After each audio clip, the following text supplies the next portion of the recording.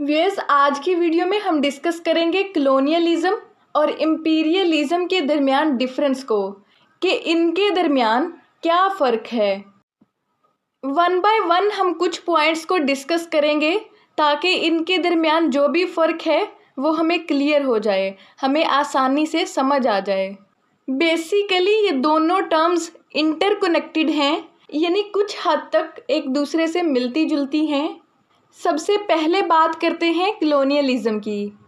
Colonialism एक ऐसा process है जिसमें पावरफुल कंट्रीज़ अपनी पावर और इन्फ्लुएंस को बढ़ाने के लिए कॉलोनीज़ बनाते हैं, यानी वीकर कंट्रीज़ और टेरिटरीज़ पर अपना कंट्रोल इस्टेब्लिश करते हैं।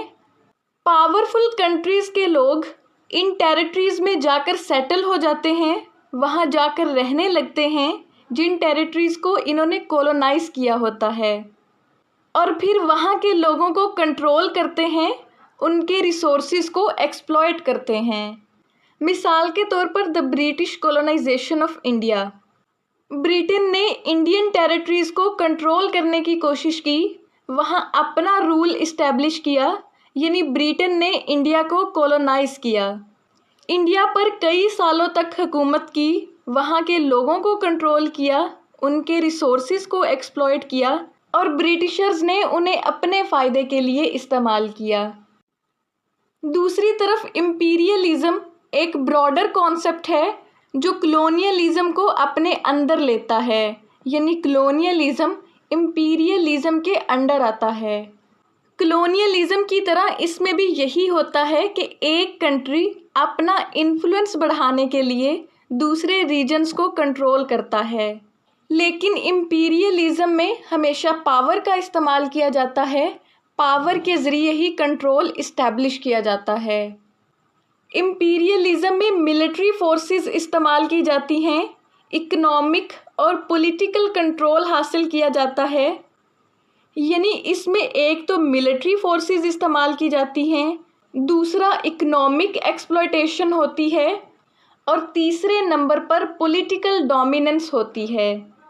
मिसाल के तौर पर ब्रिटिश एम्पायर्स ने पूरी दुनिया में ना सिर्फ डिफरेंट कॉलोनीज़ बनाई, बल्कि ट्रेड यानी तजारत और नेवल पावर का भी इस्तेमाल किया। बिल्कुल इसी तरह लैटिन अमेरिका में हमें अमेरिका का इन्फ्लुएंस नज़र आता है। इनके ऑब्जेक्टिव की बात करें तो कॉलोनियलिज्म का ऑब्जेक्टिव होता है कि कॉलोनियल लैंड्स पर सेटल होकर वहाँ के रिसोर्सेज को एक्सप्लॉइट किया जाए, लेकिन इम्पीरियलिज्म का ये मकसद होता है कि वह दूसरे रीजन्स को कंट्रोल करके अपनी पावर और इन्फ्लुएंस बढ़ाएं। इनकी नेचर की बात करें तो कॉलोनियलिज्म में फिजिकल ऑक्यूपेशन होती है और डायरेक्ट कंट्रोल होता है। मिसाल के तौर पर फ्रांस ने अल्जीरिया को कॉलोनाइज किया और वहाँ के लोगों पर डायरेक्ट हुकूमत की, जबकि इम्पीरियलिज्म डायरेक्ट और इनडायरेक्ट दोनों तरह से हो सकता है।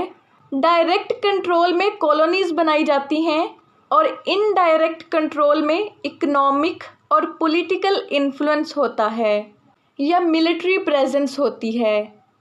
इनके मेथड्स की बात करें तो हम ऑलरेडी डिस्कस कर चुके हैं कि कॉलोनियलिज्म में डायरेक्ट कंट्रोल होता है, यानी इसमें कॉलोनाइजर्स किसी ख़ास टेरिटरी में जाकर वहाँ सेटल हो जाते हैं और उन्हें एक्सप्लॉइट करते हैं, उनके रिसोर्सेज को अपने फ़ायदे के लिए इस्तेमाल करते हैं।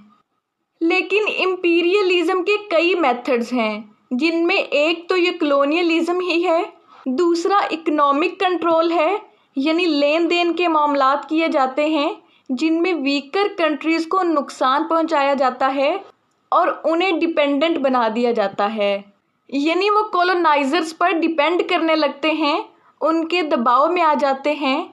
यूं कॉलोनाइजर्स इकोनॉमिक कंट्रोल हासिल कर लेते हैं। इनकी ड्यूरेशन की बात करें तो कॉलोनियलिज्म ज़्यादा अरसे तक रहता है। ये लॉन्ग टर्म सेटलमेंट होती है जो सदियों तक रहती है। मिसाल के तौर पर ब्रिटिश रूल इंडिया पर 18th सेंचुरी में इस्टेब्लिश हुआ, यानी 18th सेंचुरी में ब्रिटेन ने इंडिया पर हुकूमत करना शुरू की थी اور یہ 1947 تک رہی۔ 1947 میں انڈیا آزاد ہوا تو یہ برٹش رول ختم ہوا۔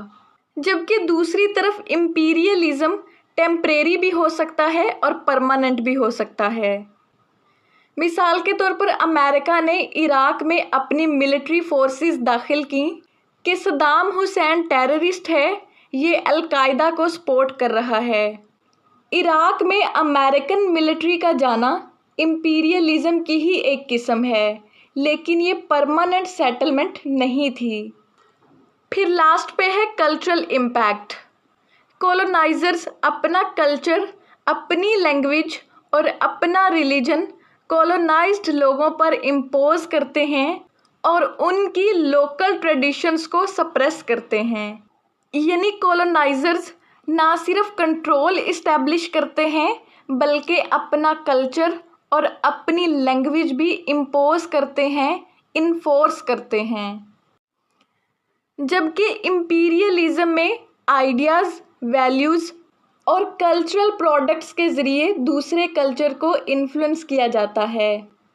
جیسے امریکہ اپنی موویز، میوزک اور فیشن کے ذریعے اپنا کلچر پوری دنیا میں پھیلا رہا ہے۔ ویئرز، آج کی ویڈیو میں بس اتنا ہی۔ امید کرتی ہوں آپ کو کلونیلزم اور امپیریلزم کے درمیان فرق سمجھ آیا ہوگا۔ Thank you so much for watching.